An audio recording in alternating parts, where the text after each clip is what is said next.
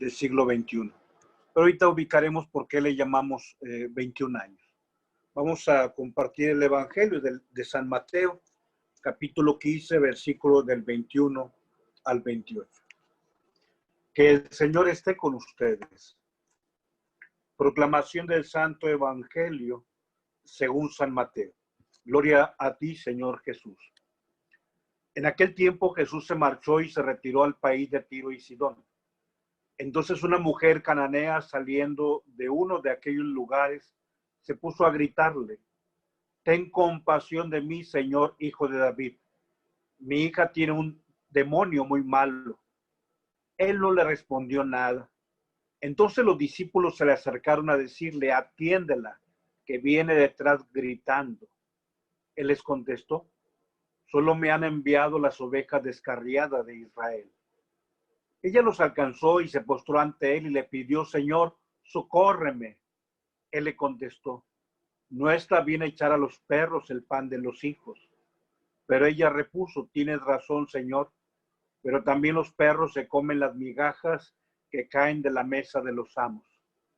Jesús le respondió: mujer, qué grande es tu fe, que se cumpla lo que deseas.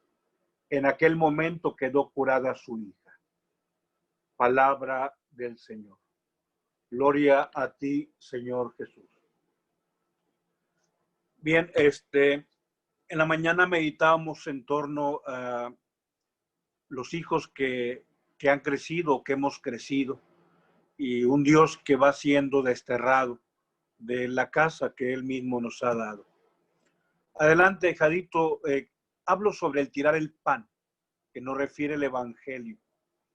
Y quisiera, aunque sea brevemente, que preguntaras o nos preguntáramos en torno a la edad que tiene nuestra humanidad.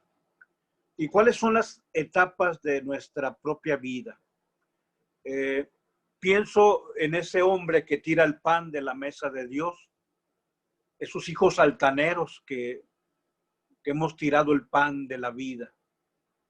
Y bueno, hoy quisiera aprovechar esta oportunidad para detenernos a pensar en la verdadera edad que posee nuestro mundo y sobre todo que reflexionemos en torno a las edades que vive el ser humano. Hoy el hombre tira caprichosamente de la mesa de Dios el pan cuando no compartimos su proyecto. Y esto acontece sobre todo, no tan solo a una edad, sino a cualquier edad. Cuando consideramos que tenemos un proyecto mejor que el proyecto de Dios, cuando pensamos que nuestra genialidad supera totalmente la sabiduría que viene de parte del Señor. Adelante, hablemos sobre la edad del mundo. ¿Cuál es nuestra edad? Hay una diferencia para hablar de la edad del mundo después y antes del siglo XVII. Antes del siglo XVII, digamos, la leyenda dorada se remontaba a los principios. Digamos que prácticamente lo que aconteció, por decirlo en lenguaje científico, fue una especie de involución. O sea, era tan perfecto el tiempo original y después el hombre fue involucionando, es decir, fue en retroceso. Pero a partir del siglo XVII se manejan más bien elementos evolucionistas, es decir, ascendentes. Por ejemplo, en el siglo XVI, Voltaire, en la obra El Mundano, él presumía de la madurez del autoproyecto que tenía ya el siglo de las luces, siglo XVII, siglo XVIII, y dice: la etapa antigua es una etapa de oscuridad, una etapa primitiva. Y se reía de Adán, decía: Adán, Adán, mi rupestre padre, ¿qué es lo que hacías con mi madre Eva? Con aquellas uñas largas y sucias y aquel cabello hirsuto, aquel cabello sin siquiera tener algo de higiene y algo de estética. ¿Acariciabas acaso a mi madre Eva y comías alguna bellota tirada en el pasto o tirados en torno a la campiña? Y se reía diciendo, Adán y Eva vivieron como si fueran especies prehumanas. Digamos, es la visión actual acerca de los orígenes. En cambio, por ejemplo, te cito la obra de Miguel de Cervantes y Saavedra, Y en el primer libro del Quijote, él hablaba de la edad dorada como la edad antigua y hoy un tiempo que le llama la etapa de hierro. Decía que los tiempos antiguos eran bellos porque los hombres eran generosos, los hombres compartían, los hombres eran nobles, los hombres no le llamaban a las cosas ni mías ni tuyas, sino nuestras. Y dice don Miguel de Cervantes y Saavedra que hoy vivimos la etapa, digamos, del egoísmo, donde nos apropiamos de aquello que se nos dio en préstamo. Independientemente de considerar si Voltaire o Cervantes tiene la razón, vamos a cuestionarnos sobre algunas cosas. Adelante. Preguntémonos sobre la era dorada. Yo te decía, adelante, hijadito, que Cervantes conservaba una visión cristiana del tiempo y de la historia. Y es que los cristianos, adelante, por favor, la siguiente, muy bien. Los cristianos nos hemos referido a la leyenda dorada como una etapa donde la primitiva iglesia, ¿te acuerdas? La forma en que se describe de que todos compartían y ponían en común los bienes que vendían. Y bueno, la gente se admiraba porque pues todos se amaban, miren cómo se aman. Y la gente, y dices, añadía cada día a la iglesia los que iban a salvarse. Digamos, esa especie de leyenda dorada, tanto de los inicios de la creación como el tiempo original de la redención. De pronto, bueno, pareciera que hay quienes cuestionan totalmente qué es la edad dorada o la era dorada. Entre los, digamos, cuestionadores de cuál es la etapa perfecta y cuál puede ser la etapa inferior, pues se encuentran Friedrich Nietzsche, Sigmund Freud, Carlos Marx, Charles Darwin, Augusto Comte, quienes desde su propia apreciación y conforme a sus propias ideas o los tiempos pasados en realidad eran tiempos infantiles que estaban prometiendo una edad adulta. Recuerda la propuesta de Augusto Comte, que decía que el progreso era lo que realmente llevaba a la madurez y que el progreso era el orden. El orden y el progreso es la bandera brasileña, digamos los dos, el binomio, era lo que él proponía. Pero sigo preguntando, ¿cuál es la decadencia y cuál es la plenitud? ¿Realmente hemos evolucionado o padecemos la involución? ¿Cuál es la edad de oro y cuál es la edad de hierro? ¿Cuál es la infancia y cuál es la madurez? ¿Cuál es, digamos, la madurez en el valor y cuál es el valor que podríamos tener en la infancia? Hoy, adelante, por desgracia, estos hijos que hemos crecido, seguimos tirando el pan de la mesa de los hijos. Adelante, hijadito, por favor. Y Dios ha sido expulsado de nuestro escenario. ¿A qué le llamamos edad de oro? ¿A un hombre que no tiene un lugar para Dios? Y pongo aquí, digamos, algunos elementos como para poder dialogar. ¿Es tiempo de oro el tiempo de Hiroshima, de Nagasaki, con las bombas atómicas o, no sé, el tiempo de Auschwitz en torno a los campos de concentración?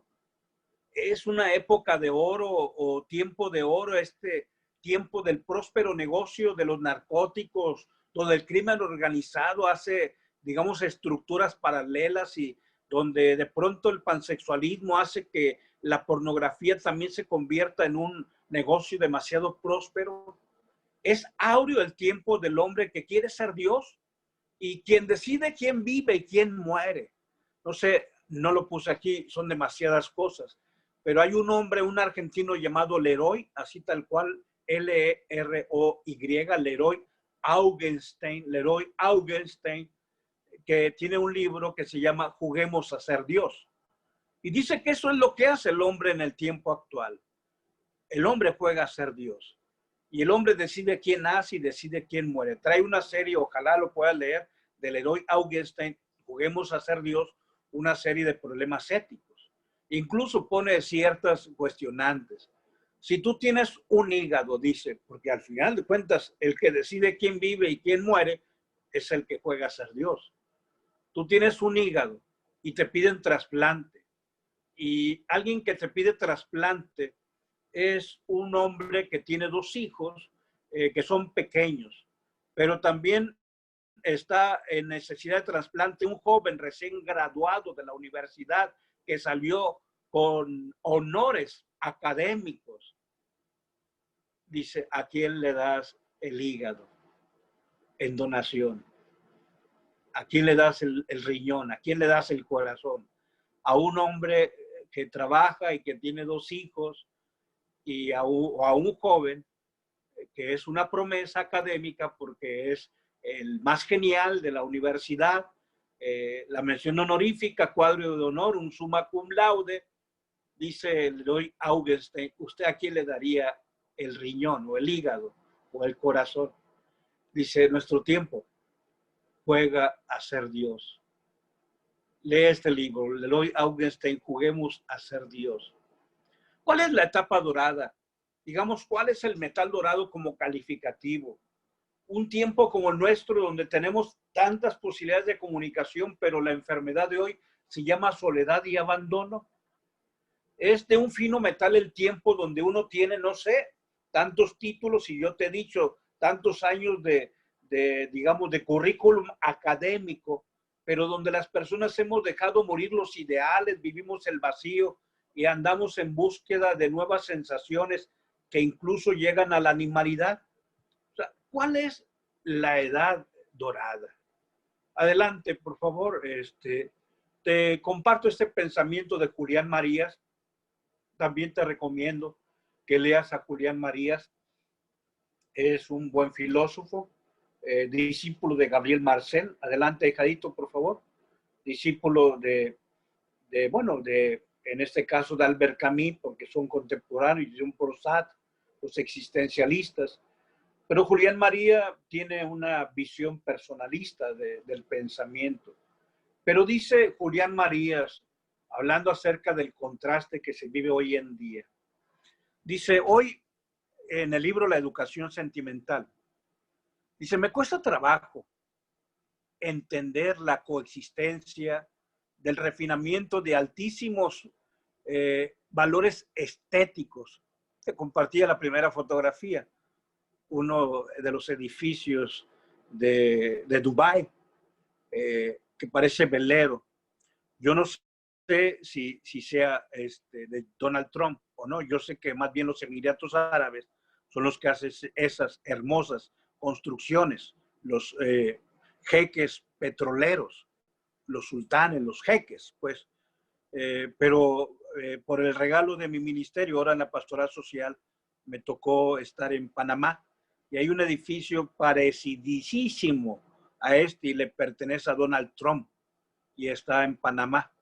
Pero digamos, el contraste que Julián Marías presenta en la educación sentimental es la coexistencia de ese altísimo refinamiento estético, pero con una increíble insensibilidad para la crueldad como hoy en día se viven. ¿Cuál es la edad de nuestra humanidad? Aquí viene el por qué le puse el título de este momento de reflexión, 21 años. Juan Marías, un sacerdote, biblista español, escribe un libro llamado 21 años. Y sobre todo lo escribe cuando se pasó del año 2000 al año 2001. Y en él habla acerca de la edad que se vive hoy en el mundo. Y cada año, digamos, sería como un siglo en la existencia del universo. Adelante, por favor, ahijadito. Dentro de este recuento que hace de la historia Juan Mateos, dice que, por ejemplo, el primer milenio, es decir, los primeros 10 años, podrían ser catalogados el año, no sé, 0 o 1 al año 1000 como la infancia. Digamos, esos primeros 10 años en donde la existencia se desarrolla en torno al hogar, a la calidez del hogar, de la familia, de la inocencia, de los papás, a una vivencia confiada en la fe. Un niño es alguien abierto al trascendente, en la apertura, en la capacidad de aprender, esa etapa, digamos, de aprendizaje, donde el niño es una esponja, todos los periodos sensitivos de un alto aprendizaje que tenemos las personas, pues prácticamente fueron definiendo los rasgos de nuestra humanidad y personalidad. Pero dice Juan Mateos, viene el segundo milenio y entonces, digamos, vienen los segundos 10 años, donde en los años 14 y los años 15, que corresponden con los siglos 14 y 15, donde termina la Edad Media. Recuerda que el año 1453 es tomado como el fin de la Edad Media y el paso a la modernidad o los inicios de lo que va a ser la modernidad, año 1453. O sea, el equiparable a los 15 años de este ser humano que vive cada siglo como si fuera un año. Pero los años, cuando cumple 16 años, pues entonces viene la etapa de cuestionar, de búsquedas, un tiempo de expansión que va más allá de las cuatro paredes de nuestra propia casa, un tiempo de negaciones y la necesidad de respuesta, donde el hombre, como si fuera un joven, se ha convertido en alguien que tiene un corazón inquieto y viene ahora hacia adelante los 18 y los 21 años, que esos 18 adelante, hijadito, equivalen al tiempo de la Ilustración, al tiempo de la Revolución Francesa, al tiempo de lo que después fue la Revolución Industrial. Entonces significa un hombre que ha crecido, un ser humano que tiene 18, 19 años y necesita y quiere la búsqueda de la liberación del seno familiar, del seno del hogar, de la casa en donde habitó. Es un tiempo en donde pide ser reconocido en la mayoría de edad. Y obviamente la mayoría de edad universal es los 21 años. El inicio del siglo XXI y con ello del tercer milenio presenta un mundo que han cumplido 21 años y que quiere sacudirse cualquier tipo de tutelas. Sí, ya mayorcito maneja el tema de la clonación, el manejo de los cromosomas. Hoy, digamos, junto con los adelantos científicos, todo ese plasma centrifugado y reoxigenado que se nos vuelve a inyectar y que ahora está muy vinculado a lo que es, digamos, la prevención en torno a la pandemia. Pero, digamos, también se usa el manejo de cromosomas para orientar la herencia, no tan solo de Dolly, no tan solo de los frutos y las semillas, de los granos. Digamos que lo que fue juegos en la infancia, de pronto se han transformado en prósperas empresas que pueden enviar satélites a la estratosfera y puede, en lo que presumimos, controlar ciclones, enviar exploradores siderales sin tripulación, que sean capaces de buscar alguna señal de vida en cualquier planeta del sistema solar. Digamos, ese es el hombre de los 21 años, el siglo XXI para todos nosotros. Y el problema no es todo esto, sino el problema es la señal de autodestrucción. Adelante, hijadito. Porque este hombre que se sacude las tutelas, con esa pretendida mayoría de edad, han sobrevivido elementos positivos, sí, pero también vienen elementos negativos. ¿Cuáles son los peligros que no pueden ser ignorados? Usan diferentes colores en el segundo párrafo, nombres de ciudades. Ya multicitado Hiroshima, y aquel 6 de agosto, Nagasaki, y aquel 9 de agosto del 45. Pero podemos hablar y no debemos olvidar a Chernobyl, el 25 de julio del 86. No podemos olvidar, aunque muchos quizás no lo hemos registrado, lo que sucedió en Galicia en diciembre del 2002. Toda una serie de un ecocidio. Pero también en México, en el Golfo de México, recupera las noticias de abril del año 2010. Y así podríamos hablar de la energía atómica que fue pues derramada y se perdió el control cuando el tsunami en Fukuyama. Y no estoy hablando yo ahorita de las Torres Gemelas, porque eso es terrorismo. Aquí hablo de errores conscientes de este ser humano del siglo XXI.